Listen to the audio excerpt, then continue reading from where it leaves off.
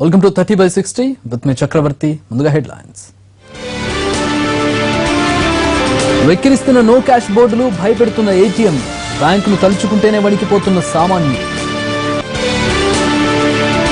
SBI, ఐసీఐసీలకే ఎక్కువ నోట్ల సరఫరా, ఆర్బీఐకి మిగతా వాళ్లు పట్టడం లేదన్న బ్యాంక్ ఆఫీసర్ల సంఘం. జీడిపల్లి రిజర్వాయర్ కు హంద్రినివా నీరు, ఎన్టీఆర్ కల నెరవేరిందన్న ఎమ్మెల్యే బాలకృష్ణ. నయీం కేసు ఏమైంది? ఎంసెట్ లీక్ కేసు ఎక్కడుంది? కేసీఆర్ 2.5 ఏళ్ల పాలనపై టీపీసీసీ ప్రశ్నల వర్షం. వంగవీటి సినిమా నుంచి కమ్మా కాపు పాట తొలగింపు, హైకోర్టు ఆదేశాలతో దిగి వచ్చిన రామ్ గోపాల్ వర్మ.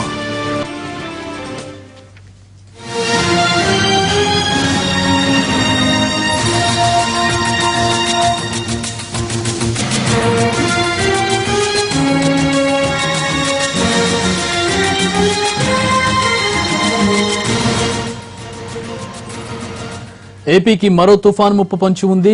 నాడా వెనుకే బంగాళాఖాతంలో మరో తుఫాన్ హెచ్చరికలు జారీ అయ్యాయి.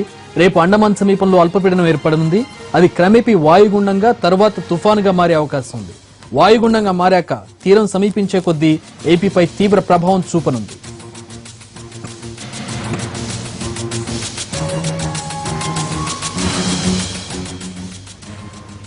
అయితే తుఫాన్కు సంబంధించిన మరిన్ని వివరాలు మా వైజాగ్ ప్రతినిధి రవిచంద్రన్ అడిగి తెలుసుకుందాం. రవి, వాతావరణ శాఖ అధికారులు ఏం చెబుతూ ఉన్నారు? ఎన్ని రోజుల్లో ఇది తీరానికి సమీపించే అవకాశం ఉంది? ఎంత వేగంగా, ఎలా వస్తోంది? వివరాలు ఏంటి? ప్రస్తుతం దక్షిణ అండమాన్ సమీపంలో ఒక స్వల్ప ఆవర్తనం బలపడి ప్రవేశీ అల్పపీడనంగా మారుతుంది. అది రేపు ఉదయానికి అల్పపీడనంగానే, తర్వాత ఎల్లుండి ఉదయానికి వాయుగుండంగానే మారే అవకాశం ఉంది. ఆ తర్వాత క్రమేపీ బలపడితే అది తుఫాన్గా మారుతుందని వాతావరణ శాఖ అంచనా వేస్తుంది. అయితే ఇప్పటి వరకు వాయుగుండంగా మారుతుందన్న విషయాన్ని మాత్రం అధికారికంగా తుఫాన్ హెచ్చరికలు కేంద్రం చెప్తుంది. కానీ వాతావరణ నిపుణుల సమాచారం ప్రకారం ఈ నెల 6వ తారీఖు నాటికి ఇది తుఫానుగానే, తర్వాత తీవ్ర తుఫానుగా మారే కూడా అవకాశం ఉంటుంది. ఇప్పటికిప్పుడు ఇది తుఫానుగా మారుతుందా లేదా అని అంచనా వేయడం కష్టం కనుక వాయుగుండంగా మారే అవకాశాలు అయితే అధికంగా ఉన్నాయి. ఇప్పటికే రైతులు వరి పొలాల వ్యవహారంలో కొంచెం బిజీగా ఉన్నారు. వాళ్ళందరూ కూడా కోతల సీజన్ కావడంతో ఈ కొంచెం జాగ్రత్త వహించమని మాత్రం వాతావరణ శాఖ చెప్తోంది. కానీ తుఫాను మాత్రం వచ్చే అవకాశం ఉంది. ఇది ప్రస్తుతం అయితే ఇంకా అల్పపీడనంగా, రేపు ఉదయానికి అల్పపీడనంగా ఉంటుంది, తర్వాత క్రమేపీ తీరమైపోతుంది. అయితే ఇప్పుడు ఉన్న ప్రిడిక్షన్ ప్రకారం ఇది ఆంధ్రప్రదేశ్ తీర ప్రాంతానికి సమీపించిన కొద్దీ ఒక కరువు తీసుకొని బర్మా వైపు ప్రయాణించే అవకాశం ఉందని వాతావరణ శాఖ నిపుణులు అంచనా వేస్తున్నారు. కానీ ఇది ఎప్పటి వరకు బలపడుతుంది అనేది మాత్రం ఇప్పుడే చెప్పడం చాలా ముందస్తు అవుతుంది అనేది మాత్రం వాతావరణ శాఖ చెప్తున్న మాట. నాడా అప్డేట్స్ ఏంటి? నాడాకు సంబంధించినంత వరకు అది క్రమేపీ బలహీనపడుతుంది. వాస్తవంగా నాడా తుఫాను అటు పుదుచ్చేరి, తమిళనాడు తీరాల మీద తీవ్ర ప్రభావం చూపుతుందని అంచనా వేసినప్పటికీ ఐఎండీ అది సమీపించే కొద్దీ, తీరానికి సమీపించే కొద్దీ అది వీకెన్ అయిపోయి ఈ వాయుగుండంగా తీరాన్ని దాటిపోయిన క్రమంలో ఇప్పటికీ విస్తారంగా వర్షాలు అయితే కురుస్తున్నాయి. మరో 24 గంటల పాటు ప్రభావం ఉండే అవకాశం ఉంది. ఇప్పటికీ ఆంధ్రప్రదేశ్ లో ఉన్న కొన్ని జిల్లాల్లో చిరుజల్లులు కురిసినాయి, కొన్ని చోట్ల అయితే ఒక మోస్తరు వర్షాలు కూడా నమోదైనవి. కానీ నాడా తుఫాను ప్రభావం మన మీద పెద్దగా లేనప్పటికీ ఇప్పుడు అండమాన్ దగ్గర ఏదైతే అల్పపీడనం ఏర్పడుతుందో, ఈ అల్పపీడనం ఏపీ కోస్ట్ కి సమీపించే కొద్దీ అది ఎటువైపు ఉంటుంది, దక్షిణ వైపు ఉంటుందా లేదా ఇటు ఉత్తర ఆంధ్ర వైపు వస్తుంది అనేది మాత్రం స్పష్టత రావాల్సింది. ఇది వస్తే మాత్రం ఆంధ్రప్రదేశ్ మీద ఎక్కువ ప్రభావం ఉండే అవకాశం ఉంది. Thanks for the updates Ravichandra. అయితే వెదర్ అప్డేట్స్ సంబంధించి పూర్తి డీటెయిల్స్ ప్రొఫెసర్ రామకృష్ణ గారిని అడిగి తెలుసుకుందాం. నమస్తే రామకృష్ణ గారు. నమస్కారం అండి. ప్రొఫెసర్ గారు, ఇప్పుడు నాడా వెనకాల మరొక తుఫాను రాబోతున్నట్లుగా తెలుస్తుంది. తుఫాన్ అనేది స్పెక్యులేషన్ గా కనపడుతోంది. ఏంటి వివరాలు? ఎంతవరకు మనం దాన్ని ఎక్స్పెక్ట్ చేయొచ్చు? అంటే తుఫాన్ ఇంకొక 2-3 రోజుల్లో వచ్చే అవకాశాలు ఉన్నాయండి.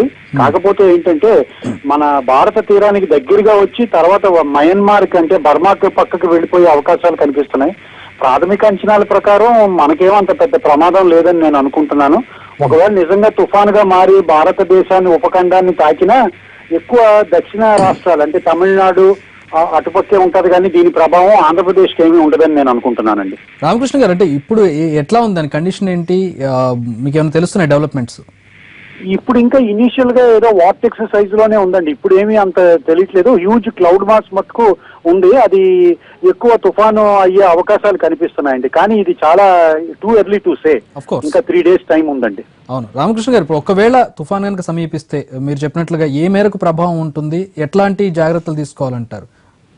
అంటే దగ్గరికి దాకా వచ్చి తీరం దగ్గర దాకా వచ్చి తర్వాత ఇట్ ఈస్ టేకింగ్ రీకోర్స్ అండి టువర్డ్స్ బర్మా. అది ఫస్ట్ ఫోర్కాస్ట్ ద్వారా తెలుస్తుంది. కాకపోతే with time we can have a better forecast. మనకంటూ పెద్ద ప్రమాదం లేదని నేను అనుకుంటున్నానండి. In case expect the worst, ఎలాంటి సిచ్యువేషన్ రావచ్చు? అంటే వస్తేనండి ఏదో 60-70 కిలోమీటర్ల గంటకి వేగాన్ని ఉండే గాలులు అవి వీసే అవకాశాలు ఉన్నాయండి. అంతేగాని ఎవరో చెప్పినట్టు ఇందాక ఎవరో అంటున్నారు ఏదో హుదూదుని మించి అయిపోతుంది దీని ఇంటెన్సిటీ అది ఇది అవన్నీ ఇప్పుడప్పుడే ఉంది కాబట్టి ఇట్స్ టూ ఎర్లీ అంటారు. ఇట్ ఇస్ టూ ఎర్లీ అండి. Thank you very much Ramakrishna గారు.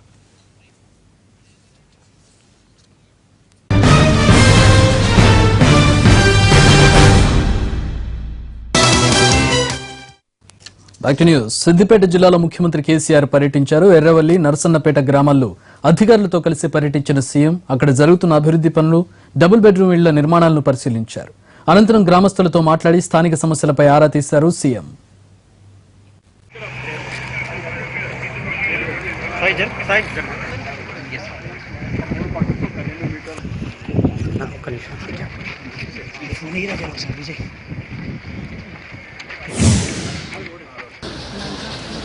ప్రభుత్వానికి కౌంట్ డౌన్ మొదలైందన్నారు టీ కాంగ్రెస్ నేతలు. ఎమ్మెల్యేలను కొనడానికి అవినీతికి మొదటి 2.5 ఏళ్లు సరిపోయిందని, ఎస్సీ ఎస్టీలకు ఇచ్చిన హామీలను తక్షణమే నెరవేర్చాలన్నారు టీపీసీసీ అధ్యక్షుడు ఉత్తమ్ కుమార్. హామీలు అమలు చేయని కేసీఆర్ తాను మాత్రం 500 కోట్లతో ఇల్లు కట్టుకున్నారని విమర్శించారు. కేసీఆర్ దేశంలోనే అత్యంత విలాసవంతమైన భవనం కట్టుకుని ప్రజాధనాన్ని విలాసాలకు వాడడం దుర్మార్గమని.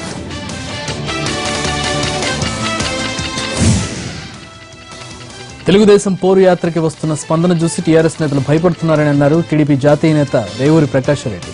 2.5 ఏళ్లుగా ప్రజలను మభ్యపెట్టించిన హామీలని సర్కార్ మర్చిపోయిందని విమర్శించారు. విద్యార్థుల సమస్యల పరిష్కారం కోసం డిసెంబర్ 9న వరంగల్లో విద్యార్థి పోరుబాట బహిరంగ సభ నిర్వహించనున్నట్లు తెలిపారు.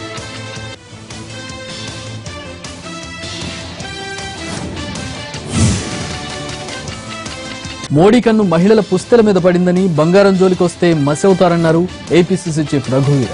పిచ్చోడి చేతిలో రాయి మోడీ, చంద్రబాబు పాలనలు ఒకటేనంటూ ఎద్దేవా చేశారు. మహిళల సెంటిమెంట్ తో పెట్టుకోవద్దన్నారు ఆయన. ప్రజల కష్టాలను ప్రశ్నిస్తే రాహుల్ ట్విట్టర్, కాంగ్రెస్ వెబ్సైట్లను హ్యాక్ చేస్తున్నారని మండిపడ్డారు. పెద్ద నోట్ల రద్దుతో తమపై ఒత్తిడి పెరిగిందంటున్నారు బ్యాంకు ఉద్యోగులు. డబ్బులు విడుదల చేశామంటూ ఆర్బీఐ ప్రకటనలు చేయడమే గానీ బ్యాంకుల దాకా అవి రావడం లేదని ఆరోపిస్తున్నారు. ఈ నెలాఖరుకు బ్యాంకుల్లో పూర్తి స్థాయి డబ్బులు వచ్చే అవకాశం ఉందని, అప్పుడు కాస్త ఇబ్బందులు తగ్గే అవకాశం ఉందని ఆశాభావం వ్యక్తం చేసింది బ్యాంక్ ఆఫీసర్స్ అసోసియేషన్. నోట్ల రద్దుతో సామాన్యుడి కష్టాలు తీవ్రమవుతున్నాయి. 2వ తారీఖు వచ్చినా జీతం డబ్బులు అకౌంట్లో ఉన్నా వాటిని తీసుకోలేని దుస్థితి. ఎక్కడ చూసినా 70% మూతపడ్డ ఏటీఎంలు. ఉన్న 1-2 ఏటీఎంల ముందు భారీగా క్యూల్లో నిలుచున్నారు జనం. అటు బ్యాంకుల్లో టోకెన్ల సిస్టమ్ పెట్టారు. ఇవాళ టోకెన్లు తీసుకుంటే రేపు డబ్బులు తీసుకోవాలని రూల్స్ పెడుతున్నారు బ్యాంక్ అధికారులు. దీనిపై తీవ్ర ఆగ్రహం వ్యక్తం చేస్తున్నారు ప్రజలు. వృత్తిరీత్యా ఉపాధ్యాయుడైనా అక్కడ ఉన్న విద్యార్థులపై వెకిలి చేష్టలు చూపించారు. స్టేట్ హోమ్ లో ఉన్న మైనర్ అమ్మాయిల మీద కన్నేశారు. గతంలో మందలించిన బుద్ధి మార్చుకోలేదు. వనపర్తి జిల్లా కేంద్రంలోని స్టేట్ హోమ్ లో నివాసం ఉంటున్న ఓ యువతిని ట్రాప్ చేయాలని ప్రయత్నించారు. పదే అలా చేస్తుండటంతో ఆగ్రహించిన స్థానిక మహిళలు కామాంధుని చితగొట్టి పోలీసులకు అప్పగించారు.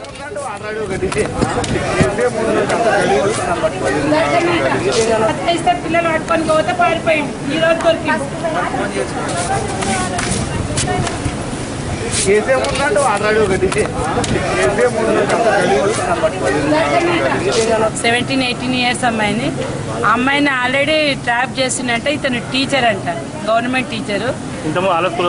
ఆల్రెడీ ఆ స్కూల్లో చదువుతున్నప్పుడే ట్రాప్ చేసిండు. ట్రాప్ చేసి అమ్మాయిని కొన్ని రోజులు యూజ్ చేసుకుంటుంటే తట్టుకోలేక వాళ్ళ తల్లిదండ్రులు కేసు పెట్టింది.